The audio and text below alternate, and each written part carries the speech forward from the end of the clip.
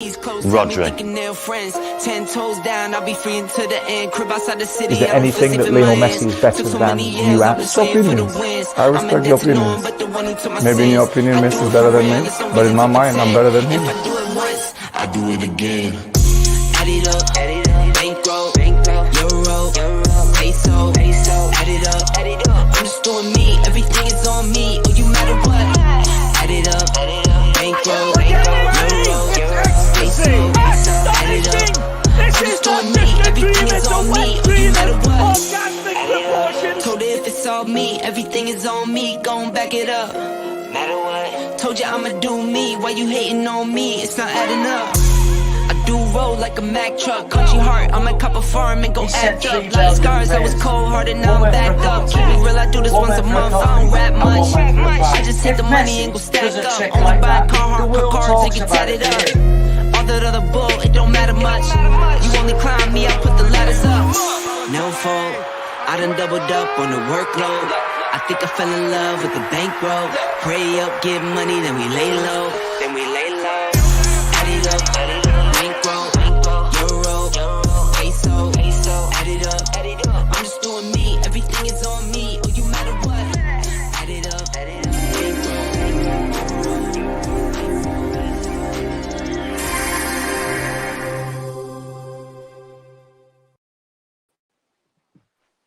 Yes, guys, I'm Si. Welcome to Ace Podcast Nation, the home of Rhodri Giggs and football. We're live, 45 minutes, talking all things football, the beautiful game. There's lots to discuss, as always. I'm joined by the man himself, ex-Salford City, ex-FC United, Aberystwyth Town, Bangor City. Fucking can't remember the other one. Was it Royston? Royston. Who else? Come on. Royston, who's that? No, it wasn't Royston. I don't know. I'm trying to think of the teams. Who else is it? Come on. I missed a couple there. Remember when I told you I worked, was it Kids Grove for 6 months with Carl Robinson? There you are, Kids Grove. Legendary. That was a little 6 month stint that. Thought, that's not for me up here. Mr. Rhodri Giggs, how are you, my friend? You good? Yeah, it's good, mate. Yeah, good. Like I said, just I've lost my connection to my iMac. I was cleaning, and I've not put it back. It's the connection from my keyboard, so yeah, I'm on my phone again. So I need to sort it out.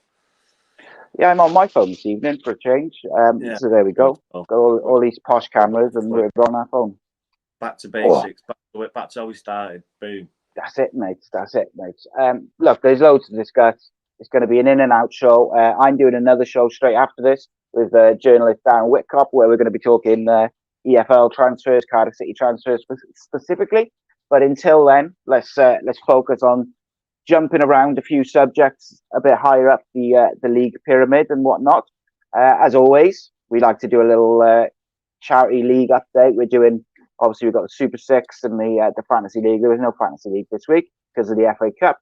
But well done to Rye, who came top of the league this week with 16 points, only just beating Andrew Costley because of his golden goal prediction. In terms of myself and Rodri's he's dropped the ball a little bit this week, only scored 6 points, which takes him 213 points, just 4 points ahead of me as I got 10 points this weekend. So we are neck and neck. I'm 209, he's 213. We are both positioned to make a late run for the title at the end of the season. But the next round is 3 p.m. Saturday. And to make it even better, mate, the Super Six have selected Cardiff versus Leeds for the in one of the games. I'm just checking something 1 minute because we skipped over it pretty quickly, and you're only 20 points from the bottom of the FPL. You know that, don't you? 20 I points. don't admit the FPL is not the important one. It's like second division, isn't it? 20 points from being a bottom feeder. Carry on. Second division. I'm not interested. It's second prize, mate. I'm only interested in the top one. It's the one that I win every year, beat you into oblivion every single year. But it's the charity, mate, and that's the main thing. That is the main thing. Let me see how far I am. Oh, I'll see it a bit. Come on. Find some more excuses. Come on. You're better than that. Just own it. You lost to the better man 2 seasons in a row. Can't see you. I'm on 9. I'm nearly on 1,000 points. I'm nearly on 1,000 points. You're on 827. You were probably about a month ago. You know that, don't you? every week you go in, That's knowledge and every week players. knowledge. Yeah, It's knowledge what and it is. players. You probably don't You watch the spend. Premier League. You're watching it, EFL, are you? Well, I'm watching it. I'm on the ground here. I watch real football, mate. I'm on the ground here. Come on. I watch real football, not these prima donnas like Jadon Sancho. Yeah, Which yeah. is a beautiful, beautiful link. You can celebrate a goal without freaking. Wait a minute. Bar. Is it offside by 6 inches? No. Is his arm offside or whatever? But like, look, that is a beautiful segue as always, because we're professionals. And Jadon Sancho made left the old your club, Manchester United. First question, before we kind of get into the nuts and bolts of it and if it's a good move and what do you think he ever plays for United again? Say Ineos decides Ten Hag is not the man for them at the end of the season. Is there a way back for Jadon Sancho? Sancho, if he plays well? Yeah, of course. You can go to Borussia Dortmund now, light it up. Ten Hag gets a sack in the summer. New manager comes in, yeah, we'll have him. Come bring him back. And it's a fresh slate. We've seen it time and time again. But we'll see what happens. It could go either way. He could go there and be rubbish because he's been rubbish for us. But it's a different platform now. It might suit him and get his confidence back up and then see where we go. Yeah, look, I think in terms of, there's a few different sides here. I think in terms of his career, it was important he got out somewhere in January and starts playing football again. I think it makes a lot of sense to go back to Dortmund, somewhere where he had his best form. And I think what people sometimes forget, where he's been not great for United, and obviously people have got their own opinions on what he's done recently. Like when he came to United, people were genuinely excited. United fans were genuinely excited because his stats, his goals, his assists were up there with the very best in the world. He was the closest in terms of stats and ability and stuff to the likes of Messi and Ronaldo. And it wasn't just one season; it was over a couple of seasons, and it was sort of him, Jude Bellingham, a couple of others who were like the next big things. And some of them, obviously Bellingham in particular has gone on and looks like he's going to really live up to the hype and achieve certain things. Unfortunately, as it stands at the moment, Sancho probably hasn't done that. But I also think that there's an element to United maybe didn't do their homework on Sancho in terms of a couple of sides of it. First and foremost, there was evidence that he had some issues with being on time and missing things, meetings, training, turning up late, stuff like that. So United as a club should have done their homework and known that already. Like Dortmund had things in place, like there was someone allocated in the team who would wake him up and make sure he got there on time. Personally, I think it's ludicrous that you're getting paid hundreds of thousands of pounds a week and you can't be on time. But regardless, they had things in place. And then the second part of it is I think United thought they were getting an out-and-out, electric winger who can beat a man, put a cross in, and he had these brilliant assist stats and goals. But if you actually look at the assists and the goals he was getting, a lot of it was kind of intricate play around the edge of the box with the 1-2s, little reverse passes, stuff like that. Quite almost like an inside left or right rather than an out-and-out winger. And I'm not sure that's what United kind of thought they were getting. But I don't know. Where do you stand on him? Just the overall situation, I guess, and some of the points I just made. Watching him, I think he would do everything right until the last bit, and then he would just bottle out and pass it. He just lost his bottle, and that's all I could say about him because he'd get in the right position and stuff, but instead of like taking a guy on and trying to commit someone, he'd pass it all the time. So it got pretty frustrating because you just like, go on. Because all the wingers I've seen, you get one-on-one. That's what you want. Get at him, especially in the last third. So, but it was obviously it was a confidence issue, and it's not gone well for him. But he needed obviously an arm around the shoulder. He got that at first, and then obviously it's been through in his face by continue to be late, poor attitude, bad training. Called him a liar in public. And then called him a liar. And then, so his attitude's not been great. His actions after it's not been great, where he's been what he's been doing and where he's been going and stuff. So put on his Instagram, he's not too bright, this kid, but you know, when you're getting paid 350 grand a week in a 5-year contract, some players just go, "What do I'm gonna do what I want."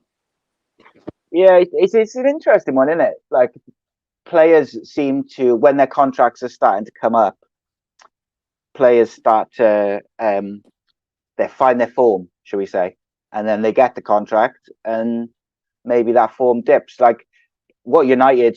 So I just in Rashford's case, obviously got a whopping big contract on the back of a great season last year, his best season, so he deserved that contract. But if what United probably should have done if they were a bit cleverer, and is when he was having a bad season the season before, and he had 2 seasons left on his contract, is to approach him and say, "Listen, we believe in you.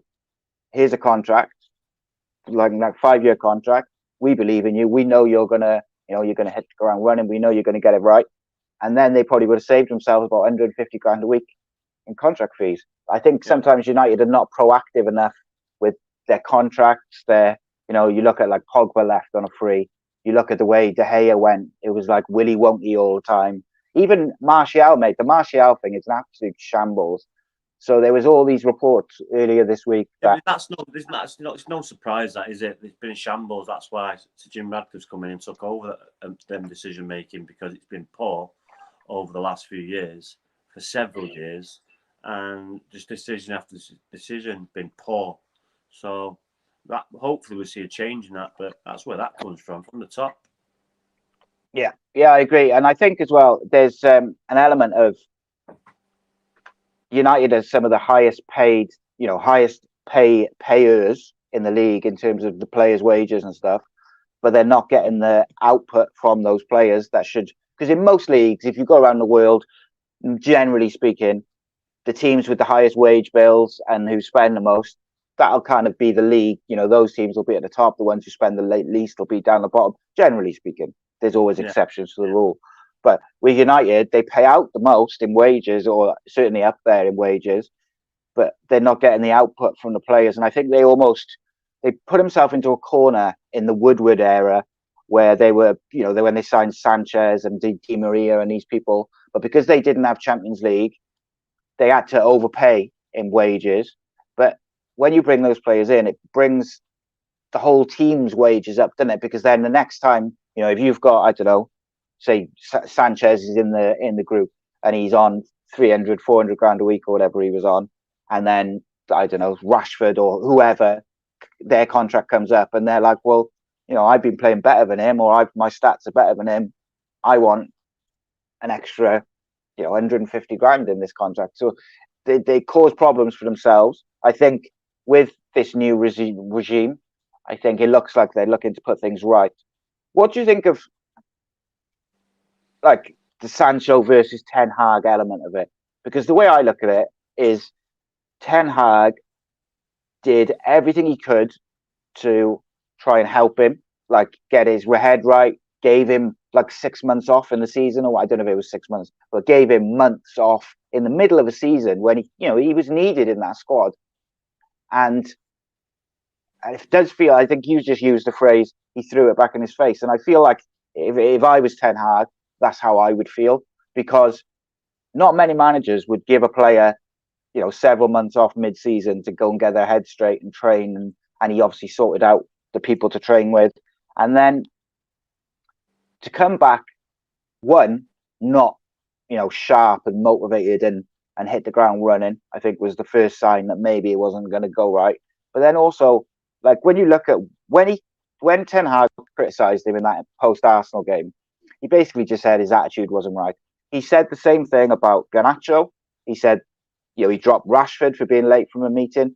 He said it about other players, and all those other players reacted in the way that you'd expect a professional to react. Sancho threw his toys out the pram, called the manager a liar, and hasn't played since. Whereas United have been crying out for Sancho on the right-hand side has been a problem because Antony's been rubbish. Rashford hasn't been in the best of form. I mean, now it looks like Garnacho's settling into that right-hand side. But Sancho, if he hadn't thrown his toys out the pram after the Arsenal game, he would have been starting certainly for a few games, and would have had a big chance to show what he's about. And his attitude's got in the way for me. Yeah, he's got a poor attitude. Yeah, we've seen that, and he is where he is. So, but you've got to back the manager. We've seen this. These players have got numerous managers sacked. So where does it stop? Where does it stop? You know, give this bloke enough time. These new people might come in and review it at the end of the season and think, no, not for me, because that could be an argument in it or debate in itself. You know, the way of play, how our Manchester United playing, what's the structure, what's the philosophy, because we don't see it. Where managers have come in straight away and you see it straight away. But then you could go back to fall on to, well, he's had like 15 major injuries, players along the season, and long-term injuries. So he's got an argument there as well. So it's a difficult one, but I will stick with it. And we'll just see where it takes. See where it ends up. Yeah, we've got to break the cycle, mate. I said a couple of weeks ago, you know, that time for the managers, for the hierarchy of United, whether it's Mate, Jim Ratcliffe or... Mate, when you're moving about, it's going... Try and keep still when you talk or whatever you're doing. Go on. Super still. It's not going to move like that now. No, it's like... So, I think I said a couple of weeks back, like, it's time for United to do what you just said, back the manager, say to these players, look, if you're not on board with this manager for the next couple of years, then on your bike. It's about the club and what's best for the club. We believe he's the guy for us, and let him take them forward and get rid of anyone who's not on board, because for too long it feels like the players have had too much power. You look at this Martial thing, it's ludicrous at the moment. He's got 6 months left on his contract.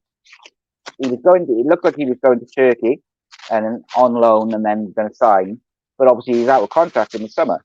So the Turkish side were asking for his contract to be extended automatically, which United have the option for, which didn't make any sense to me. The player would like to keep his options open and go for free in the summer. United can activate his contract if they want to, but it seems, it's very clear they don't want him. He hasn't been picked recently.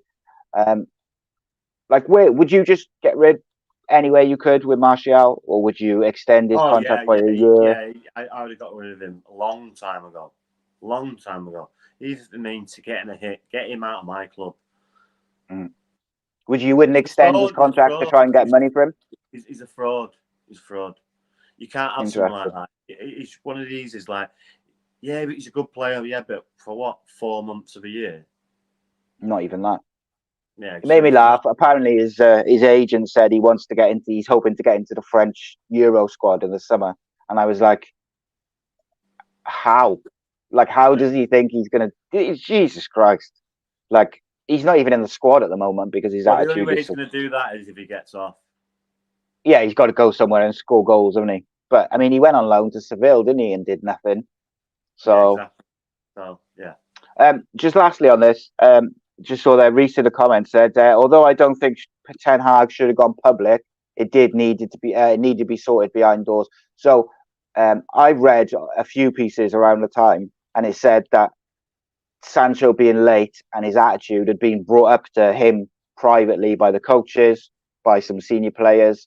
So it was, they did try to deal with it behind closed doors. And I think, to be honest with you, mate, I think 10 after the Arsenal game, someone asked him about it. He was annoyed about the Arsenal game anyway. And I think he just had enough. And he just went, you know what? No, he didn't get selected because his attitude is not right in training. Maybe with hindsight, looking back, Ten Hag would say, oh, yeah, I should have just, give like a generic answer. But if he had said he was injured or he was ill, Sancho would have put a statement out saying I wasn't injured or I wasn't ill. So, he couldn't win either way. Sancho should have just kept his mouth shut, come into training on the Monday, had a good attitude, and he would have started the next game. End of conversation for me. Like, that's it. Like, his attitude is what's got in the way for him, in my opinion. Moving away from United, mate, Eric Dyer has left Spurs to go on loan to Bayern Munich. Are you surprised by that move? Who? Eric Dyer from Spurs. Not necessarily. No, he's an England international, and he's played at high level. I think he'll be more than capable to play in that league. More than capable. yeah, I think the pace of that league will probably suit him a bit better than the Premier League, actually, because I think sometimes he gets found out for pace. And I think absolutely I could see it working. I wonder if Harry Kane had any say in that move, mate. I got to be honest. I'm sure he did. I'm sure they at least asked him about, what's he like, what's his attitude like. Tottenham made a couple of good signings, mate, this week. They've signed. They moved Eric Dyer out. They've got that Romanian defender in from Genoa as well. Yeah, so Timo Werner moved on. DJ Spence as well on loan, going to Genoa. I think that's a good move for that DJ Spence. He's a good young player. Hasn't had much chance at Tottenham. So I like to see these young footballers going out on loan or going to, having confidence in themselves, go and play in a foreign country, go and play in a different league. And it's worked out quite well for a few. Look at Tammy Abrahams, and he went out to Italy. Chris Smalling has been doing a good job in the Italian league. Ampadu, the Welsh lad, went out, didn't he, to Germany. Yeah. So there's, I like to see these young players. If they're not getting game time at these Premier League clubs, go and play and trust yourself, believe in your ability, and go and try yourself at Spain, Germany. Okay. Do you reckon? Do you think United bring anyone in? Because I saw that Hannibal might be going to somewhere in Spain. I can't remember where it was though, but Seville it might have been. But United are going to retain a buyback option, so they retain a bit of control over his sort of future because they rate him highly. But when I read that, I was like, they don't rate him that highly because they keep picking Scott McTominay in front of him. Would you be disappointed to see Hannibal leave? Yeah, because you're not really getting these players. They must feel aggrieved because they don't get a real good run. And for them to do that when they come in, they need to really have a good game. He's done okay, but not really. So it's difficult to analyse. But it's a difficult one. But he's young. He needs to play, doesn't he? So yeah. He's played 11 games this year, and I think what's interesting with him is I was listening to who was it? One of the ex-United players talking about the academy, and they said in the academy games and the under-23s, like Hannibal is a very gifted technical footballer, but for some reason, when he's played this year, he's kind of been like that cut and thunder, really intense, aggressive pressing. And you haven't really seen the technical side of his game. Whereas when I hear that, I think, well, why on earth hasn't he been given an opportunity in that where McTominay's been playing? Like, if he's technically very good, but he's also got the legs and the aggression. I think it's one of the things, if you're doing well, you can sprinkle him in every now and again and put him in better situations. When your back's against the wall and you're not playing very well and you're a young lad and you come in, you want to do is work hard for your team and get stuck in. So that's where you're probably not seeing the football side of him and the skill. I think it'd be a bigger that he can show. But like I say, he's willing. He gets about the pitch well, and if he's got good quality, then But we've not really seen that. But like I say, it's been difficult for him because he's come in a struggling side. He's been beat 14, 15 times this season. Yeah, it'd be a big ask as well to play him and Mainu, like 18, 19-year-olds. Exactly. It's a big ask, isn't it? This is what I'm saying. If they're flying high and at the top of the league, or you're doing well, you can put him in with a Casemiro and a Bruno, or Casemiro and an Eriksen, or you can dip him in and put him in better situations. But the team's all over the place. He's coming into a struggling team, so it's going to be difficult for lads. Yeah, I agree. Rob says he can't wait for Leverkusen to win the German league and Kane and Dyer go trophyless again. It would be brutal, wouldn't it, if Harry Kane went to Bayern Munich and they didn't win the German league for the first time. He got beaten in a final in the first week, didn't he? Because he played in that. They got beat. I tell you what, Xavi Alonso, sometimes being a quality footballer doesn't always translate to being a good manager. But Xavi Alonso is really growing his reputation as a manager. Like he's doing things at the moment which no one else has been able to do, even Klopp. Like at the moment, Leverkusen are top by 5 points or 4 points, and they're playing incredible. They haven't lost a game all season, Leverkusen, and I just think it would be remarkable if they are able to win that German league. They got a great squad of young, like really quality young players, but a little bit of experience like sprinkled in, which I think like Granit Xhaka's in there, and a couple of others with that experience at international level, alongside then some of the best young players in that. Do you know who else is in that squad? In their squad, mate, Tim Fosu-Mensah. Remember him from United's academy? He's in there. Well, he's quick. He's always quick, very quick. And he was a good player, just a bit raw, but obviously he's matured and he's doing well. Good. Yeah, I think one of the United managers fancied him, and they gave him a few games. It might have been Van Gaal. I think it was Mourinho. Mourinho. It could have been. One of them gave him a few games, and then I'm sure he went out on loan to like Reading, I think my memory serves, and didn't do too great. But sometimes these players, they just need the right move to the right club. They need a move and a good run in the team. Because it's difficult when you've not been playing. You come in and you try to perform, but you're not up to speed. It's difficult. It's very difficult. So it's sink or swim. Yeah, he went to Palace. He went to Fulham on loan. Went back to United, and then moved to Leverkusen. And he seems to be doing pretty well. He had a bad knee injury. Yeah, he was at Palace, wasn't he? But he seems to be doing quite well, mate, at Leverkusen. Yeah, made 23. I can say he was very, very quick. Just a bit raw, but obviously, he's refined them skills. And I'd say he's an interesting. Sorry, mate. Interesting one. Rob says Jordan Henderson wants to leave Saudi, obviously, which is quite funny. Simply because even though he's getting paid hundreds of thousands of pounds a week, he still wants to get out of there. It's probably got fed up of playing in front of 20 people. But that would be an interesting move to Leverkusen, give him a bit of experience in the midfield, and just to see him over the line in a title race. He's obviously won a Premier League title, been in that. Henderson is someone who's been in that, the run-in where you go in for the title. I know he only did it once, but he still did it. Around those young players, you need those guys, don't you, who've been there and won trophies. Yeah. It's I forgot what you asked me. Okay. No, I just said, if Jordan Henderson was to go to Leverkusen? Oh, right, yeah. No, but I find it hard how he's going to be able to leave there because of the wages he's on.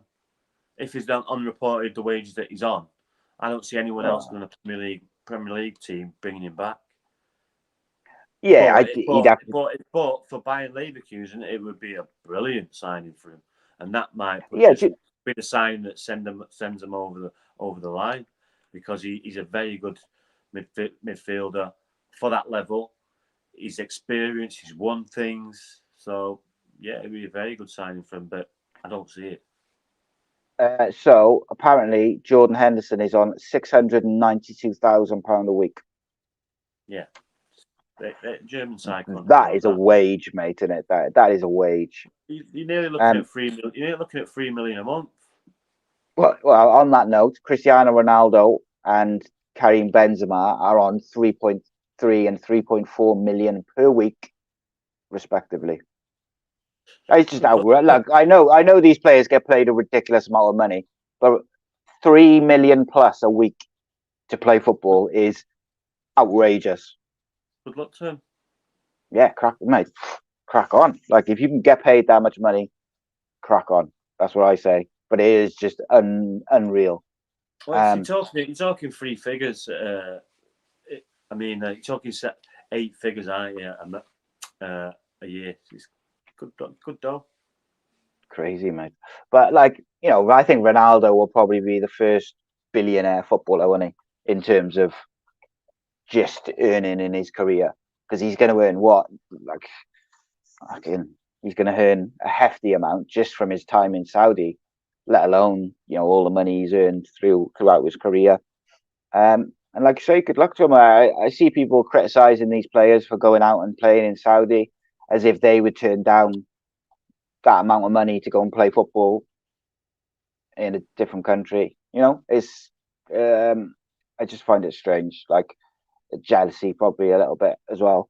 I find it ironic though. Like you look at the names like Benzema and Koulibaly and Neves and Ronaldo and all these guys gone, and then Jordan Henderson just doesn't. He's like a different tier of player. But again, good luck to him. You say Can't that, fault mate. him. But he's won. He's won Champions Leagues, won Premier League. So you say that, but he has got some stature in the game. He's played England. He's been in the World Cup, semi-finals, Euro finals. So he's got good pedigree, mate. He's won trophies definitely. He's won trophies. You're right there. He's England international. He can still get about. So he'll do a vet. And plus, we're talking about Eric Dyer doing a good job. So why couldn't Jordan Henderson? Eric Dyer's 29. How old is Jordan Henderson? Do you know off the top of your head? So he's 4 years older. So modern day. Yeah. I think most players now can play sort of 36, 37 and still keep up, can't they? He's that experience as well, mate. That experience is invaluable. So I was looking at it from a point of view of like that Leverkusen squad. They got some really good young footballers, but you need some players in there who've been around the block and real done it. It's interesting, mate. Interesting. I just noticed Carl Robinson has been charged by the FA already for in charge of Salford. He got a red card 14 minutes into his first game as manager. Do you know what happened? I just saw it now, like as we were thinking. No, I was watching it as well, but I don't remember it. So I don't remember it happening. 14 minutes into the first half, he got sent off apparently for improper conduct on the touchline. And he'll be given a fine. Grab the football or something when he was there throwing. So yeah. Not the start he would have wanted, mate, but I think he'll do a good job there. Do that right. Do that favour. Do that right here. Pull it out. Pull it out. Yeah. This one or this one? That's the one that's making the noise. This one. No, it was the other one. Yeah, that one. Yeah. Sweet. Yeah, go on. FA Cup last weekend, mate. Any sort of people, any performances stick out for you? Obviously, United beat Wigan was a bit of a straightforward victory. But any of the other results sort of stick out for you? It was a boring game, though. It should have been like 5 or 6, shouldn't it? Yeah, finishing was poor. I thought they played pretty well and whatnot, but you should be beating a League One side really. I thought it was interesting that he played pretty much his strongest team available. I thought that was. He couldn't afford no mistakes there, mate. He couldn't afford no mistakes there. It's only 20 minutes down the road, so they played for 8 or 9 days. So it was it's not going to be the League One side, so it's not going to be too strenuous. You would have thought, but they made hard work of it. Yeah, with no European football, they've got a week between the Wigan and the Tottenham game now, and it kind of, I can understand it. I think they'll probably rotate it a little bit against they got Newport or Eastleigh, haven't they, in the next round. I might see if I can get a ticket for the Newport game. Just I know someone down there. I might just pop down, take my boy down with me. I'm sure he'd like to see football. You want to see Newport, mate. Yeah, Newport, innit? He's a big. Love to go to Newport, mate. See them. Well, Newport got to beat Eastleigh first. In the FA Cup, though, mate, obviously Man City straightforward victory versus Huddersfield 5-0. Leeds through, Wrexham through. It's an interesting one. West Brom, Liverpool comfortably beat Arsenal, mate. Arsenal now lost. How many on the bounce? Is it 3? Yeah, 3 on the bounce. And who's he got They this need to put a weekend? stop to that, don't they? Pardon? Arsenal need to put a stop to that quick sharp, that little run. They don't want to carry on because then You always, the real you always problem. you always have a bad little run in the season. It's good to get out of the way now. That's what you'd be saying to him. You know, we've had a bad little run now. Let's get this out of the way and finish strong. So you would hope that would be the message, and I'm sure it is. But yeah, they'll turn it around. They're good players, but it is a problem for them scoring goals. Yeah, they need to get a striker. I know they were linked with Ivan Toney quite heavily. I don't know if they're going to try and get him in January, but I think they need a striker to really work on that. Interestingly, Arsenal got Palace at home on Saturday lunchtime.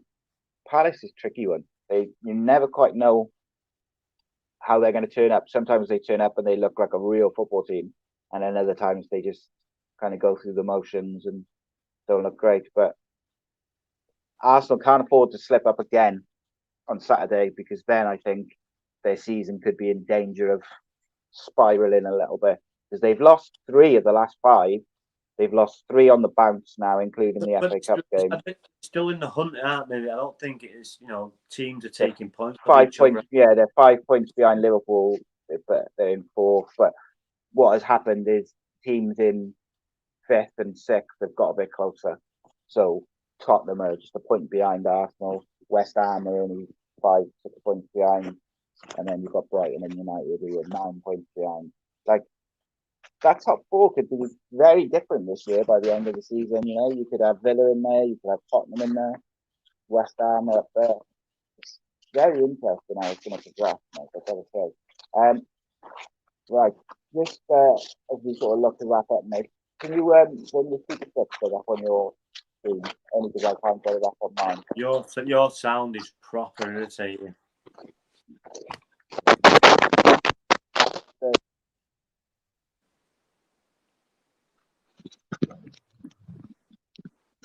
Can you hear me now? Yeah, that's miles better. Go on.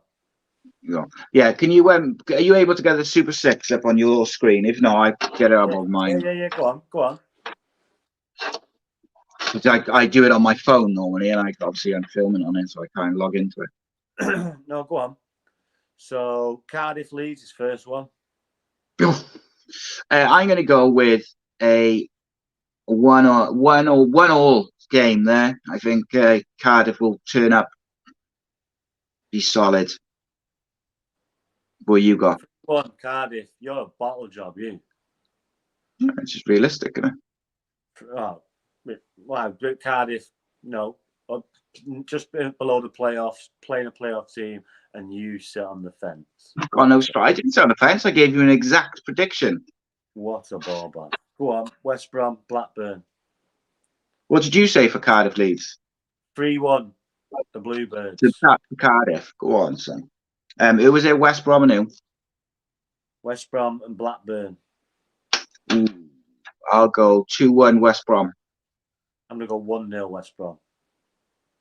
Ipswich, Sunderland. Ooh. I think I'll go Ipswich 3, Sunderland 2. 2-1, Ipswich. Newcastle, Manchester City. At Newcastle. Ooh.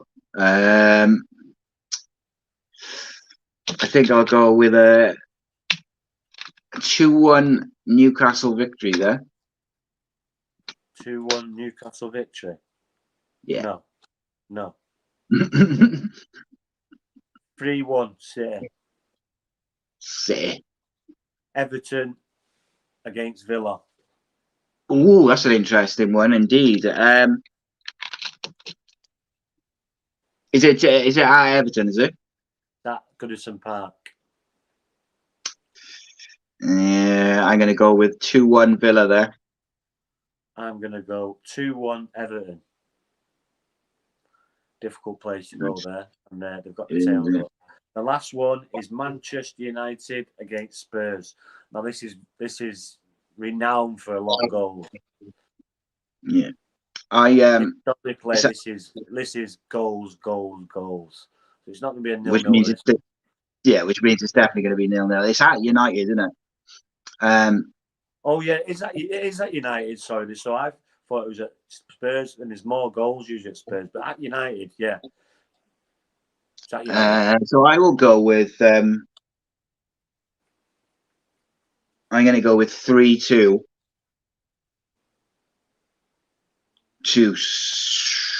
See, I've got a feeling United are going to pinch it, but like my head says that Spurs will get something like it'll be 3-2 Spurs or something like that. What are But you going with? it's going to be 3-2. The Spurs. No, it's just going to be 3-2.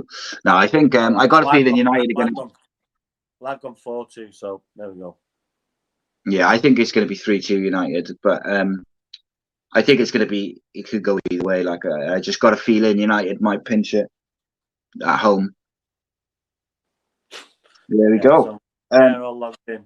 So you need to look at your team and change your team. Yeah, I know.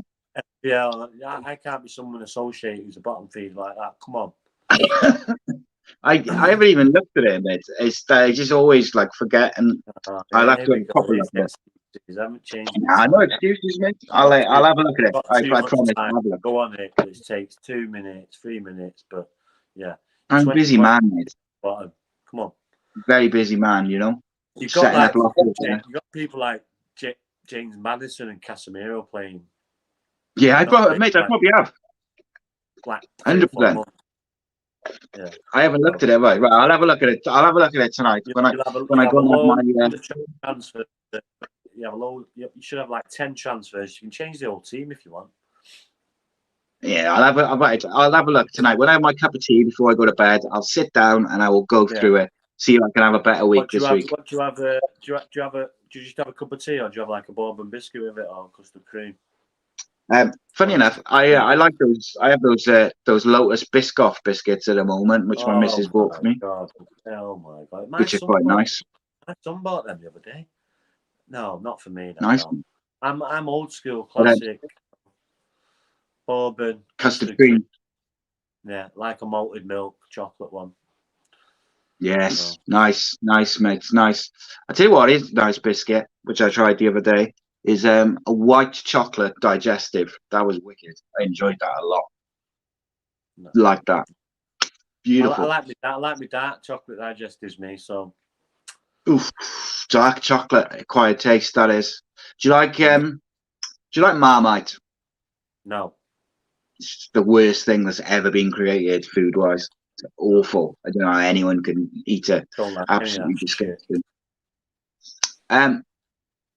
Right, guys, we'll be back next week for Rhodri Giggs on football. Tomorrow morning, I got a Cardiff City versus Leeds preview, which will be on. And I've also, straight away now, well, give me 5-10 minutes to have a quick cigarette. And then I'll be back with Darren Whitcup to discuss all the latest transfers in the EFL and specifically Cardiff City to round off the evening. But as always, mate, don't put the earphones on. I won't. I'm hoping I can sort the camera out now. But shit, can't believe I put up with them for 30 minutes. No, you're a patient man. What can you say? Yeah. It kept on going in and out, and then it's that static. I was like, oh. Right, nice one, mate. As always, a pleasure. I'll speak to you on the weekend. Some good UFC coming up as well on the weekend. So yeah. Have a look at that as well. Is it Strickland? Isn't it Johnny Walker and thing? Yeah. Oh right, yeah. When Strickland and Duplessis, when's that one? Let's have a look. So Saturday is Walker and Ankale and then Strickland and Duplessis is soon, isn't it? I think it might even be next week. I'm not sure. Let's have a look. Strickland, Duplessis. Is 21st of January, in a couple of weeks. That's going to be an absolute banger. They hate each other, don't they? So always good when there's a bit of needle, mate. That's what we like. What? bit of needle. That's what we like, is because it just makes it entertaining, doesn't it? Right, mate. Always a pleasure. I'll see you in a bit.